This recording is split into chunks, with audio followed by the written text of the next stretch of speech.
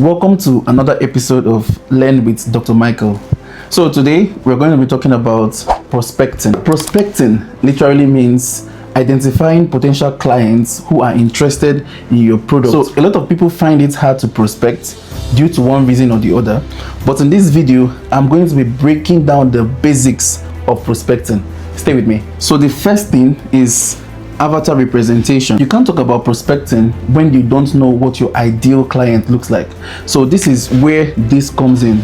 You need to know what exactly your client looks like, where they work, where they eat, where they hang out, the kind of friends that they have, and literally everything about your ideal client. This is very important because you actually need to know what you're looking for to know where you can go and find them. If you've taken the time to identify what your ideal client looks like, the next thing is the rule of 10. So what does the rule of 10 mean? The rule of 10 is basically the measure of trust between you and the client, and this can be divided into 3 categories. The first one, you. Your client needs to trust you in order for them to buy from you. And how do you communicate this trust to your client? It's dependent on several things. One, how confident you are, how knowledgeable you are. This rule of 10 actually is gauged from 1 to 10. 1 meaning that the client does not trust you at all, and then 10 means that the client trusts you completely. So in order for you to get your client to buy from you, you need to move your client from 1 to 10 during your conversation with your client. The same goes to your product.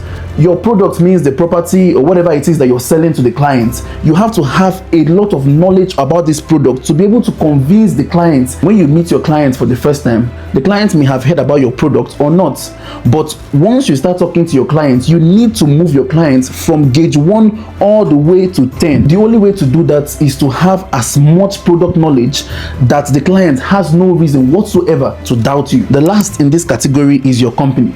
Now, you may have gotten your client to trust you and then trust your product, but what about the company that you work for? Is the company trustworthy? Does the company have integrity?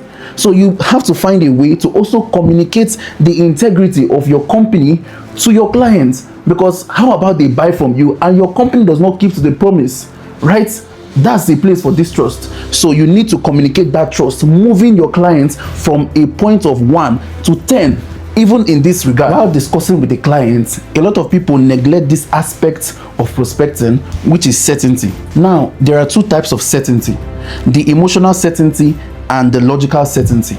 So the human emotions is controlled by the limbic system of the brain, while the human logic is controlled by the prefrontal cortex of the frontal lobe in the human brain. So how does this relate to this?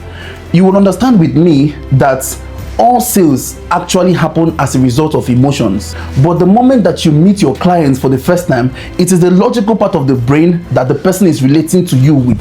So in the course of your relationship with your client, you want to bring this person from the logical part to the emotional part, so that when they are certain about the relationship with you emotionally, it's easier for you to close that deal. This means that you have to be more caring. You have to ask more relevant questions that are in tune with your client's needs in order to bring value that will allow him get emotionally attached to you, for you to close that deal. So in prospecting, you have to combine these following things: knowing who your client is, getting them to trust you, and offering as much value as possible here in order for them to get emotionally attached to you, to enable you close that deal as fast as possible. Understanding this and practicing them makes your prospecting journey very fruitful and not burdensome to you and your client. Remember, it's your favorite real estate consultant, Dr. Odokoro Michael, here at Moontech.